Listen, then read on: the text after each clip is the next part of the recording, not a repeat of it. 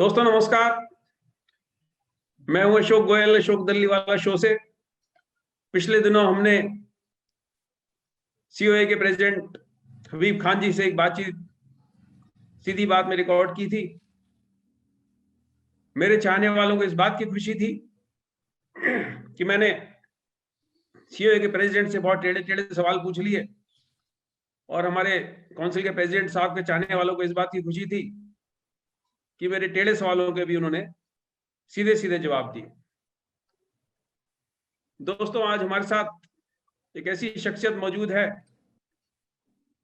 जो अखंड भारत के उस हिस्से से विभाजन के बाद राजधानी दिल्ली में, दिल्ली की रिफ्यूजी कॉलोनी में आकर बसी और जीवन की तमाम दुश्वारियों के बावजूद, तमाम कठिनाइयों के बावजूद उन्होंने हौसला नहीं छोड़ा, आगे बढ़ते गए और आज हमारे बीच हमसे कुछ बात करेंगे। दोस्तों, कहा जाता है कि आर्किटेक्चर की पढ़ाई बहुत महंगी है।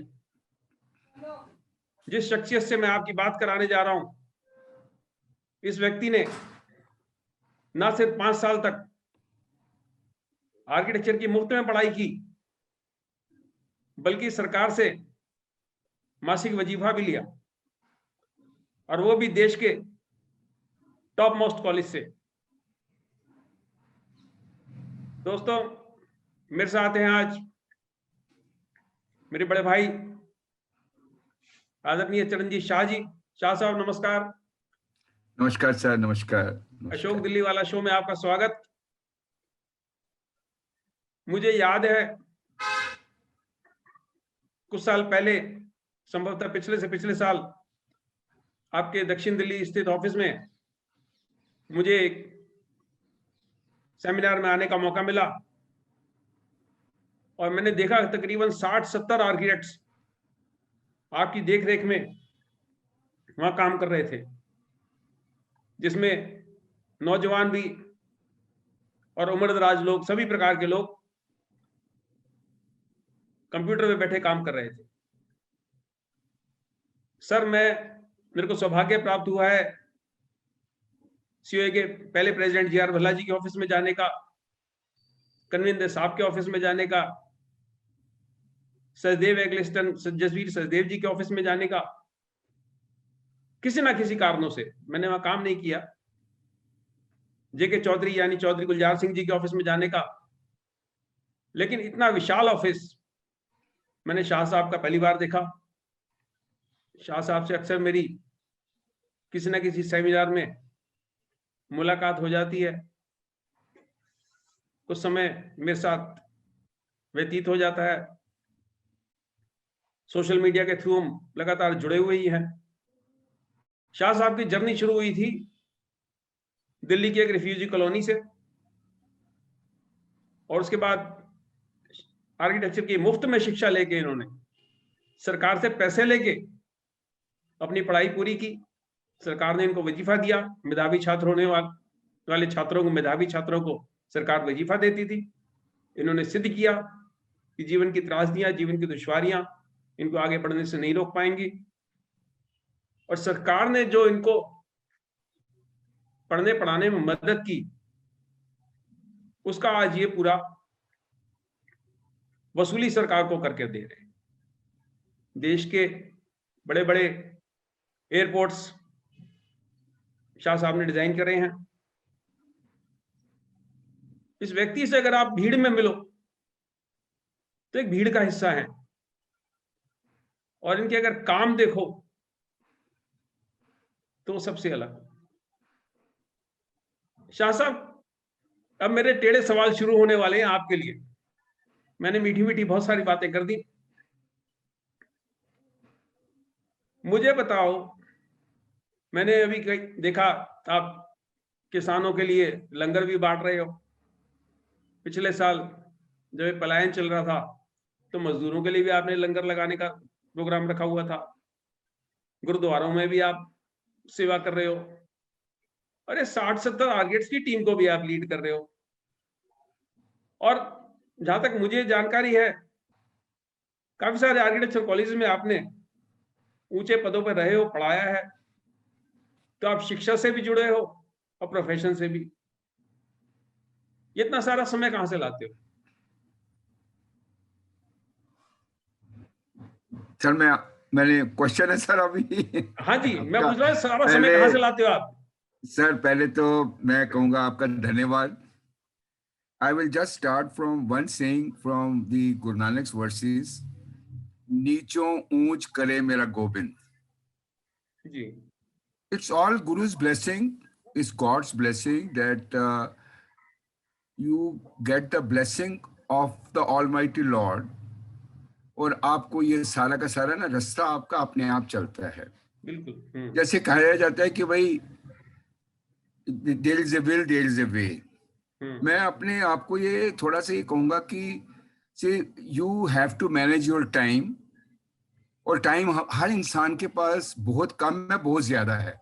जी It is the attitude of mind which brings the attitude and that perception. In case you are willing and you are wishful to do something, तो आपको कहीं ना कहीं तरीके से भगवान आपको मार्गदर्शन देता है। मेरा तो यही एक मिशन रहा है, और कभी भी सर ये जो भगवान इतना बड़ा एक झोली में इतना बड़ा, मतलब मैं कहूँगा जैसे आपने कहा कि भाई 70-80 आर्किटेक्ट्स या इतना ये ऑफिस, ये सर क्या है कि I started the practice from DTC bus में चल के, और छोटे से क्लाइंट को लेके, एक घर को लेके, एक इंटीरियर को लेके, स्लोली प्रोग्रेसिवली चलते रहे। खाली एक ही था कि हमने अपना काम ऑनेस्टली एंड डेडिकेशन से करना है, विद ए पैशन। जिस तरीके से कृष्णा थ्योरी है भगवान की, कृष्णा कहते हैं कि just do your karma and do not expect for the dividend, dividend is bound to come. तो वही एक जो था उसके मार्गदर्शन के चलते रहे, और वही फिलॉसफी आज तक एक शुरू से मतलब मन में था कि कुछ पैशन था आर्किटेक्चर ऐसा कर पाए जो कि it is for the people and for the place and for the society. तो that humanistic approach towards the universalism, I think perhaps is the call of the day, and also call for creating a sustainable architecture. जी जी जी sir, Waheguru की कृपा तो आपके ऊपर रही, और सबसे मजेदार बात यह है कि कोर आर्किटेक्चर से आप सस्टेनेबल आर्किटेक्चर और इंफ्रास्ट्रक्चर आर्किटेक्चर में बढ़ते जा रहे हैं। और जैसा आपने खुद कहा कि डीटीसी की बस में, जहां तक मैं समझता हूँ उस टाइम 5 पैसे का टिकट होता था, तो 5 पैसे की सवारी करके, अब मुझे नहीं पता आप कौन सी कार में बैठते हैं, लेकिन जो आपके चेहरे पे रूहानियत झलकती है वो बाबा जी वाली है। तो वो कहीं चेहरे पे नहीं मेरे को झलकता कि ये जो बाबा जी मेरे सामने बैठे हैं, जिनसे मैं रूबरू हो रहा हूँ, जिनसे मैं बातचीत कर रहा हूँ, कहीं इनके दिमाग में वो जो इंफ्रास्ट्रक्चर इन्होंने बना दिए, इतने बड़े बड़े इंफ्रास्ट्रक्चर खड़े कर दिए, कहीं चेहरे पे ऐसा कहीं गरूर मेरे को नहीं दिखता कि ये बाबा जी ने फलाना एयरपोर्ट भी इन्होंने बना दिया, वाला एयरपोर्ट भी इन्होंने बना दिया, दक्षिण में चला जाऊं, नॉर्थ ईस्ट में चला जाऊं, सेंट्रल इंडिया में चले जाऊं, ये इतने सारे एयरपोर्ट इन्होंने बना दिए। और वहां कहीं अगर आप एयरपोर्ट पे खड़े होके अगर मूंगफली भी खाने लगोगे तो किसी को नहीं पता चलेगा कि ये जिस एयरपोर्ट पे हम खड़े हैं, जिसका हम आनंद उठा रहे हैं, जिस इंफ्रास्ट्रक्चर का, जिस सारी टेक्नोलॉजी का हम मजा ले रहे हैं, ये जो मूंगफली खाने वाले सरदार जी मेरे सामने खड़े हैं, ये इनके बनाए हुए हैं।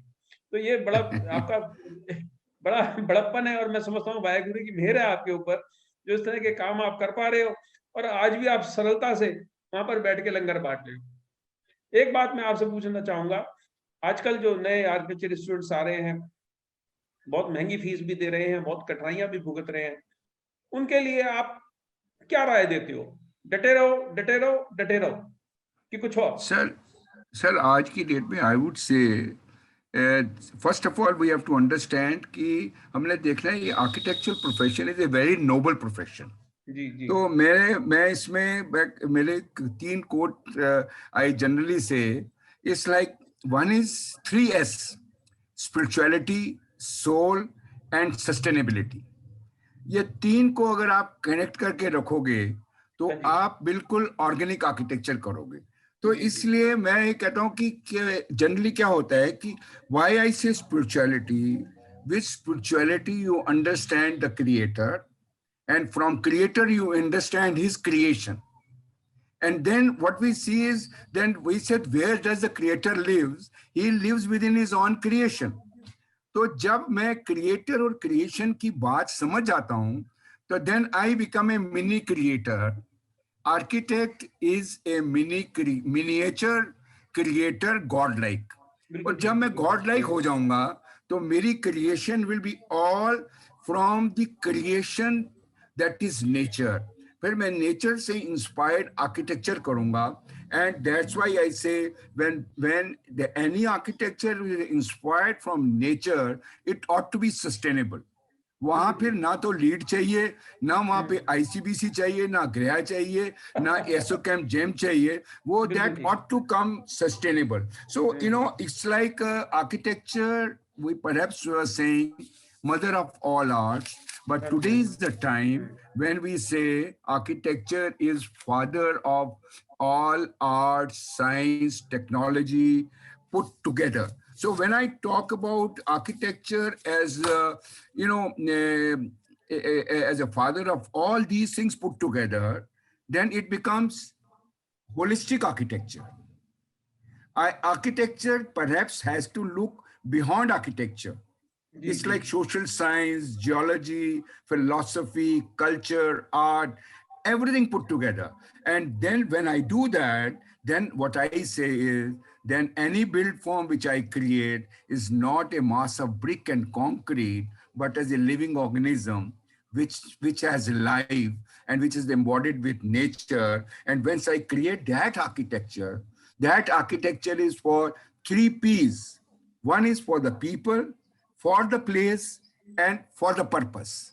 Once I create that architecture, which is for the people, for the place, and for the purpose, it ought to be sustainable. And once I create that, I put soul into that architecture.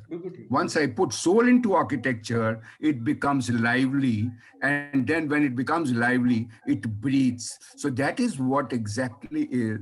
जहाँ पे भी हम कोशिश करते हैं कि मैं nature को रिस्पेक्ट करूं, नेचुरल रिसोर्सेज को रिस्पेक्ट करूं, वहां जो बनेगा वो बिल्कुल ऑर्गेनिक बनेगा, वो नेचुरल बनेगा, वो उसके may be it is complex but it will be simplistic complexness of that project.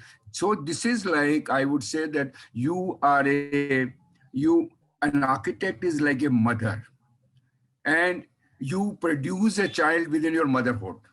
First, you conceive the child within your motherhood for 9 months. That's a period when you conceptualize, when you put all various elements put together, structure, MEP, landscaping, integration of everything, making the documentation. And you see, once as a mother, when I put all those things, आपको पता है sir, जब माँ है ना, जब बच्चों को कंसीव करती है, उसके बाद गोलगप्पे नहीं खाती, गला खराब ना होता है.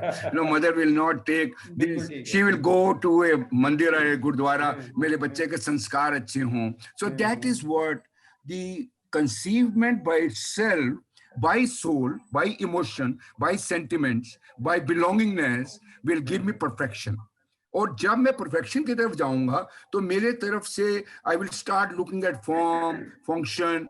Sometimes people say form come first or the function come first. I may think of a form, but by complementing the form into a function, supplementing both together and creating a holistic architecture. So perhaps that is the lead I would rather tell all my fellow architects, that let us see that we get romanticism in architecture.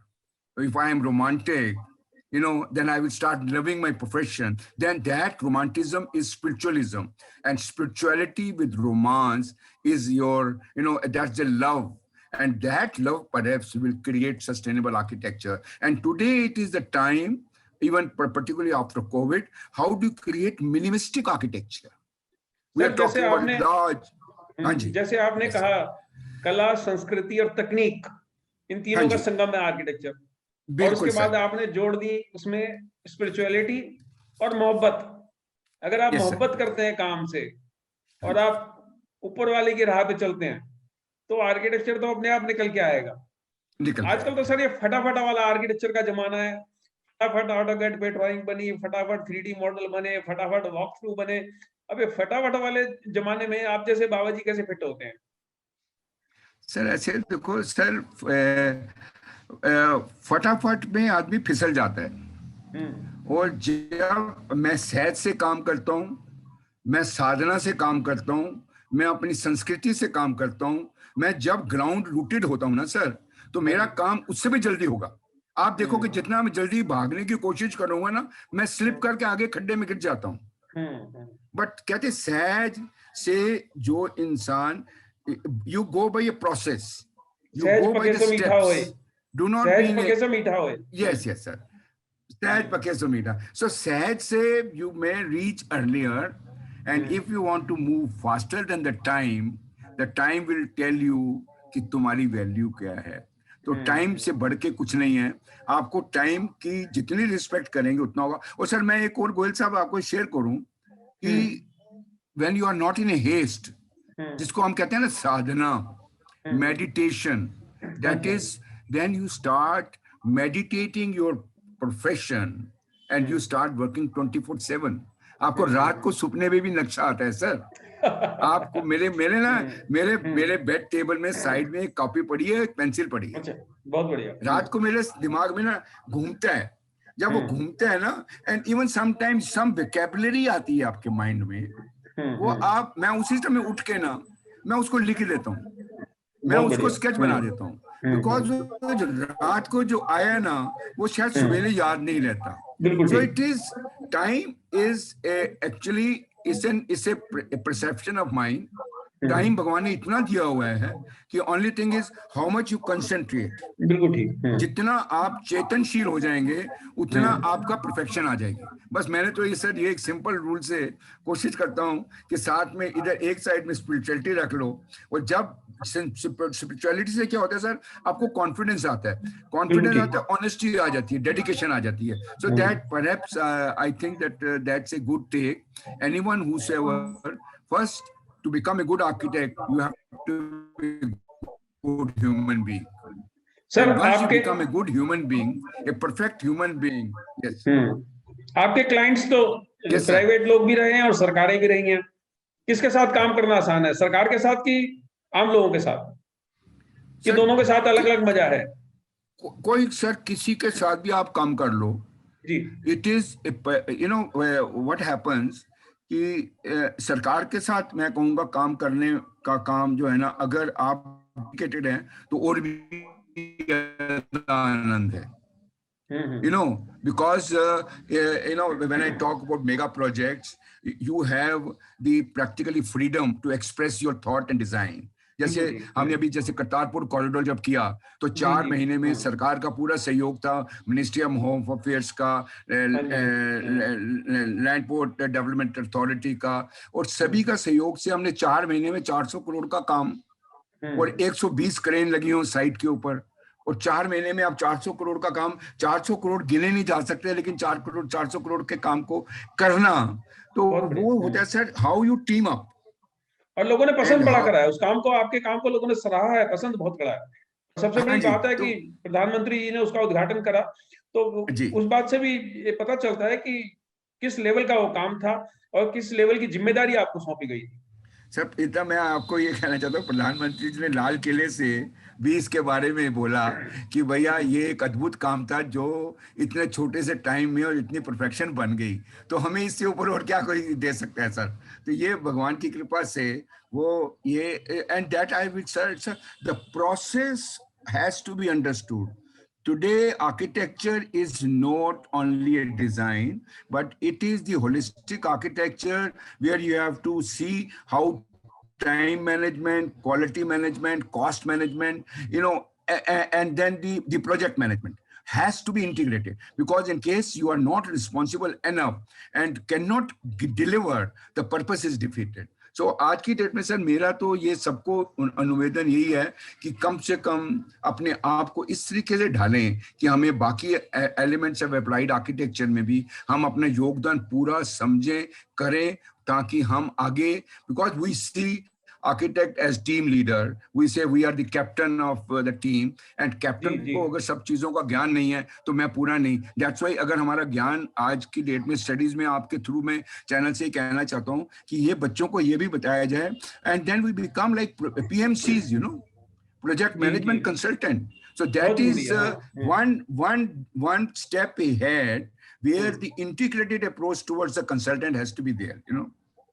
ठीक है. So ये एक, sir मेरा हाँ जी आपको एक sir. सुझाव है कि आपने स्मार्ट फाउंडेशन अपनी एक बना रखी है, तो मेरा आपसे एक निवेदन है, सुझाव है कि देश में ढेर सारे आर्किटेक्चर कॉलेज हैं, उनके बच्चों के अलग-अलग जोन की, north zone, south zone, east zone, western zone, central zone की कुछ प्रतियोगिताओं को आप स्पॉन्सर करें.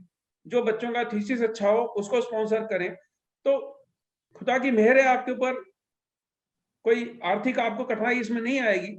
तो उससे आने वाली जनरेशन को एक तो एक जानकारी मिलेगी कि देश में, हमारे देश में विदेशी आर्किटेक्ट से बेहतर आर्किटेक्ट्स हमारे देश में काम कर रहे हैं, और उनको पता चलेगा, उनको जागरूकता होगी, क्योंकि अभी वो बच्चे अपनी पढ़ाई लिखाई में इतना व्यस्त रहते हैं, उनको नहीं पता कि कहाँ क्या हो रहा है. तो एक तो उन बच्चों को जागरूकता होगी और एक उन बच्चों को प्रोत्साहन मिलेगा. तो कुछ इस तरह के पुरस्कारों की कुछ व्यवस्था की जाए, जिसमें देश के विख्यात आर्किटेक्ट से या जो शिक्षाविद हैं उनकी एक जूरी बना ली जाए, एक पैनल बना लिया जाए. आपके तो वाकफियत है लोगों के साथ, बहुत लोगों के साथ जो शिक्षाविद भी रहे हैं और प्रोफेशन में भी हैं. तो इस तरह के जो आर्किटेक्चर स्टूडेंट्स हैं उनकी थीसिस को पुरस्कार देने की कोई योजना बनाई जाए, चाहे बड़ा पुरस्कार ना हो, हम उनको सिर्फ साइटेशन ही दें, तो उससे उनको पता चलेगा कि हमारे देश में भी कितना अच्छा काम हो रहा है. और आगे उनको जब ये पता चलेगा सिंह साहब कहाँ से शुरू हुए थे और आज कहाँ खड़े हैं, कितने लोगों के ऊपर इनका हाथ है, और ये सरदार जी ने मुफ्त में पढ़ाई कर ली, और मुफ्त में पढ़ाई करके भी अगर इतना अच्छा काम कर सकते हैं, तो हमारे माँ बाप तो हमारे ऊपर इतना पैसा खर्च कर रहे हैं, उनकी आशाएं हमारे साथ जुड़ी हुई हैं. मैं नहीं समझता कि आपके पेरेंट्स को कभी ऐसा गुमान भी रहा होगा कि ये जो छोटे से सरदार जी हैं अपने इधर उधर दौड़ते फिरते हैं, ये देश के बड़े बड़े एयरपोर्ट्स बनाएंगे, बड़े बड़े प्रोजेक्ट्स सर आप बिल्कुल इनके ठीक ऊपर कह रहे हो आएंगे. सर. मैं वैसे आपको थोड़ा ये बताना चाहता हूँ आपके माध्यम से कि जी हमने स्मार्ट हैबिटेट फाउंडेशन से लास्ट ईयर ये अवार्ड्स दिए थे. एपीजे जी जी स्कूल ऑफ आर्किटेक्चर से पूरा जोनल नासा में टू जी द जी. Best student, first and second and third prize. And हमने notionally citation plus cash award of 25,000 rupees, 15,000 rupees and 10,000 rupees जी ये बहुत स्टूडेंट को अच्छा. पिछले साल दिया था. इस साल कोविड की वजह से हम उसको अभी तक चैनलाइज नहीं कर पाए बिकॉज ऑफ कोविड. तो अदरवाइज ये हम ये चीज लेने की कोशिश कर रहे हैं कि ताकि रिकॉग्नाइजेशन हो. दूसरा सर, हमने अपने स्मार्ट हैबिटेट फाउंडेशन से, हमारे पास यहाँ बच्चे आते हैं. अभी पीछे 2 साल पहले यहाँ से MM यूनिवर्सिटी से 25 बच्चे आए थे. हमने जी. अपने वहीं छतरपुर में जहाँ ऑफिस में आए हैं वहीं पे उनका स्टे का अरेंजमेंट हमारे पास वहाँ जगह भगवान की कृपा से है. We made them stay there, fooding and stay everything free of cost. और वहाँ हमने उनकी 20 दिन हमने पूरी की पूरी उनको एक वर्कशॉप की, that was evolution of steel. फिर उसके बाद में उनके सारे काम को हमने एक किताब में भी प्रिंट करके भी दिया, और वो किताब हम फ्री डिस्ट्रीब्यूशन कर रहे हैं सब स्कूल्स को, ताकि बच्चों के आगे ये भी जा सके. तो ये हम अपनी तरफ से कोशिश करें. आपका सहयोग तो है ही है, साथ में सारा प्रोफेशन मिलके हम देखें यार जितना भी हम कर सकते हैं वो आगे बढ़े. किताब से मुझे ध्यान आया, कुछ किताबें तो मैंने आपकी पढ़ी भी हैं. किताब से मुझे एक चीज जो सामने आई, एक तो सर आप अपने संस्मरण लिखें, अपने जीवन की शुरुआत कहाँ से शुरू हुई, कहाँ तक पहुंचे हैं, कहाँ जाने का इरादा है, वो संस्मरण लिखें. उससे क्या होगा, विदेशों में भी हमारे देश के आर्किटेक्ट्स के बारे में पता चलेगा, और उसमें अगर आप चाहेंगे तो हमारे जैसे लोग आपको रचनात्मक सहयोग दे सकते हैं कि हम आपके साथ बैठ जाएं, आप दें, और उसके बाद हम उसको इस तरीके से, जैसे संगीत शर्मा जी की किताब है कास्टल्स इन द एयर, तो इस तरह की चीजें सामने आए ताकि विदेशों में भी लोगों को पता चले कि हिंदुस्तान में कैसे कैसे आजादी के बाद से कहाँ कहाँ कैसे कैसे काम हुआ, कैसे कैसे धुरंधर बल्लेबाज यहाँ बैठे हैं. हमारे चंडीगढ़ के भट्टी साहब हैं, उन्होंने काफी अपनी, मैं उनके कई बार नरेशन देखता हूँ, मैं देख के हैरान रह जाता हूँ. भट्टी साहब से मेरा तकरीबन 20-30 साल पहले मिलने का सौभाग्य प्राप्त हुआ था, चंडीगढ़ उनके निवास में मैं गया था. तो भट्टी साहब से ही मैंने निवेदन करा था कि आप अपने संस्मरण लिखें, ताकि आने वाली जो पीढ़ियां हैं, आप अपना सारा ज्ञान लेके जो आपने प्रोजेक्ट बना दिया वो तो दिखाई देंगे, हजारों सैकड़ों वर्षों तक दिखाई देंगे, लेकिन जो आपकी बातें हैं, जो आपके संस्मरण हैं, जो आपने जीवन में गतिविधियां की हैं, जो आपने दुख झेले हैं, जो दुश्वारियों से आप गुजरे हो और उसके बावजूद कहाँ तक पहुँच गए, तो वो लोगों के लिए प्रेरणा स्रोत होगा। तो इस पे भी आप थोड़ा-सा विचार करें और लिखने पढ़ने का काम अपना लगातार जारी रखें। मैं देखता हूँ आपके लेख लगातार मैगज़ीन्स में छपते रहते हैं। तो एक पुस्तक आकार में कुछ चीज़ बनाएँ ताकि आने वाली जनरेशन को पता चले कि इस दार जी ने कितनी सारी दुश्वारियाँ झेली और उसके बावजूद किस बुलंदियों को छुआ। जरूर सर, जरूर। ये मैं आपसे बैठ के हम भी देखते हैं कैसे इसको कर पाएंगे। वे काफी आगे भी काफी मुझे प्रोफेशनल्स ने कहा है कि जी। इसको हम लेके जाएं। तो मेरे काफी मित्र जो हैं, तो जरूर डेफिनेटली इसको सर आगे हम जरूर कोशिश करेंगे इसको। लेट अस शेयर अवर नॉलेज, तो जी, ताकि लोगों को भी एक प्रोसेस को समझ आए कि जीवन में अप्स एंड डाउन ग्राफ्स कैसे आते हैं और बिल्कुल, किस बिल्कुल। तरीके से वो उसको भगवान के आशीर्वाद से वो सब कष्ट दूर हो जाते हैं। तो डेफिनेटली सर ये बिल्कुल करेंगे। सर नौजवानों आर्किटेक्ट्स में बड़ी हताशा है आज को, समाज को लेके, व्यवस्था को लेके, जो उनको तनख्वाहें मिल रही हैं उसको लेके। तो इस तरह की जब आपका जीवन देखेंगे, इस तरह के लोगों का जीवन देखेंगे, उनको समझ में आएगा कि जो परमात्मा कर रहा है वो जरिया बना रहा है हमारे लिए और जो दुश्वारियां पैदा कर रहा है दुश्वारियां दूर भी होंगी एक दिन। तो वो सारी चीजें जब उनको पता चलेगा कि ये जो बाबा जी मेरे सामने बैठे हैं ये कहाँ से शुरू हुए थे, कहाँ किन बुलंदियों को इन्होंने छुआ, तो उनको भी एक हौसला मिलेगा, उनको भी एक प्रेरणा मिलेगी। तो सर आप जैसे लोगों को देखता हूँ तो मेरे को लगता है कि मेरी तो उम्र बहुत कम है, ये सरदार जी तो अभी भी दौड़े जा रहे हैं, दौड़े जा रहे हैं, दौड़े जा रहे हैं। मैं तो इतना चला भी नहीं है अभी। सर आपका बहुत बहुत धन्यवाद। धन्यवाद सर, धन्यवाद बड़ा सर। आनंद आया आपसे मिलके। राइट सर, फिर एक दिन सो नाइस मुलाकात सर, रखेंगे और बहुत सो सारे नाइस संशोधन सर। आपसे जानेंगे। सर एक नमस्कार, चीज मैं धन्यवाद। सर मैं कह सकता हूँ एक चीज। जरूर जरूर 6 चीजें कही सर, मेरे को समय ही सर समय है। अशोक जी देखो ऐसे है कि ये जो आपके साथ है ना, हमारा मिलना नहीं है, हाँ जी। It is a connect. Right. आप आप भी आत्मा से बात करते हो, आत्मा हाँ जी। मिलती है तो परमात्मा बनता है। जी जी। तो आपकी आत्मा और हमारी आत्मा जब मिलेगी तो परमात्मा सामने आएगा, जब बिल्कुल ठीक। होगा जो भगवान चाहता है। तो हम कोशिश करें कि हम जो वास्तुकार हैं, हम जो हम्म। वास्तु साइंस है, हमारी पुरानी प्राचीन साइंस है, उसका जी जी। ध्यान रखें। उसमें भी समझे कि भैया हम्म। ये क्यों है, north east the lowest, south हाँ वेस्ट जी। द हाईएस्ट, बिल्कुल इनका बिल्कुल। क्या मतलब है। मैं कहता हूं कि understanding the real vastu scientifically and do not go into the myth of the vastu science, and बिल्कुल that ठीक। is what the Indian vastu shastra is all about.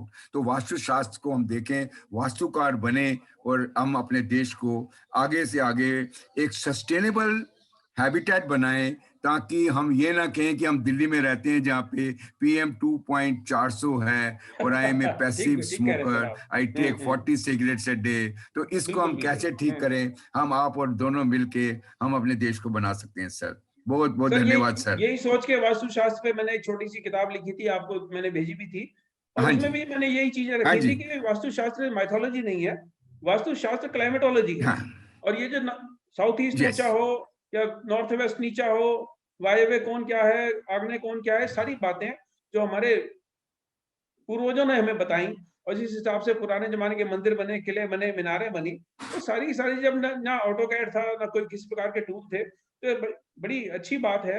और मैंने तो काउंसिल के प्रेसिडेंट साहब से भी रिक्वेस्ट करी है कि आर्किटेक्चर कॉलेजों में हिंदी में पढ़ाई शुरू कराए। जो कम से कम आधा भारत हिंदी समझता है, तो वहां पर अगर 4 बैच चल रहे हैं, 3 बैच चल रहे हैं, तो एक बैच हिंदी का भी शुरू करा दें। तो जो गांव का बच्चा है, छोटे कस्बे का बच्चा है, उसको नहीं अंग्रेजी आती, उसको आर्किटेक्चर तो सीख जाएगा। लाल रंग तो हिंदी में भी लाल रंग है, अंग्रेजी में भी लाल रंग है। भवन तो भवन है, उसको बिल्कुल अंग्रेजी में सर, बोल दो, बिल्कुल। हिंदी में आप बोल दो। देखो सर, हाँ ये तो मैं आपके, यस यस यस, बिल्कुल सर। क्योंकि जब देखो सर, आप जैसे कोशिश कर रहे हो, आपने इतनी किताबें लिखी हैं, जब तक हम ना सर लिटरेचर को अपना बांधेंगे नहीं। अब आज की डेट में हमारे पास सर वही फ्लेचर है, वही पर्सी ब्राउन है, जी जी। वही आपके पास आज की डेट में हमारे बिल्डिंग कंस्ट्रक्शन की किताब कोई नहीं है, हम वही सैनिटरी की किताब नहीं है, देश पांडे की 60 पढ़ती साल हैं। 70 साल पुरानी आर्किटेक्ट्स किताबें की पढ़ रहे हैं। जो इतने 500 कॉलेज हैं, तो क्या जी। एक एक सब्जेक्ट के ऊपर वही पढ़ रहे हैं सर, 100 साल पुरानी किताबें हैं। तो हाँ जब जी, हाँ तक जी। हम अपने आप को professional practice, whole system has changed. तो आज की डेट में जो हाँ जी। प्रोफेशनल प्रैक्टिस है, आधुनिक भारत में आधुनिक तरीके से हम अपने आप को समझ पाएं और आगे कन्वे कर पाएं। देखो कोई भी चीज प्लेटफॉर्म इसीलिए है कि हम एक चीज को अपने आपस में बनाएं और उसको आगे लेके जाएं। तो मैं आपके साथ हूं सर। बिल्कुल ठीक। आगे मेरे पास कई चीजें और हैं जिसमें हम आप और मिलके किताबों का ये कर सकते हैं और ज्ञान बांट सकते हैं। बिल्कुल sir, thank you. Right sir, नमस्कार, धन्यवाद। थैंक यू सर, नमस्कार, थैंक यू सर। वाहिगुरु की मेहर बनी रहे आपके ऊपर। Okay, sir. Thank you very much, sir. Goel sir, I am really honored, sir. Thank you.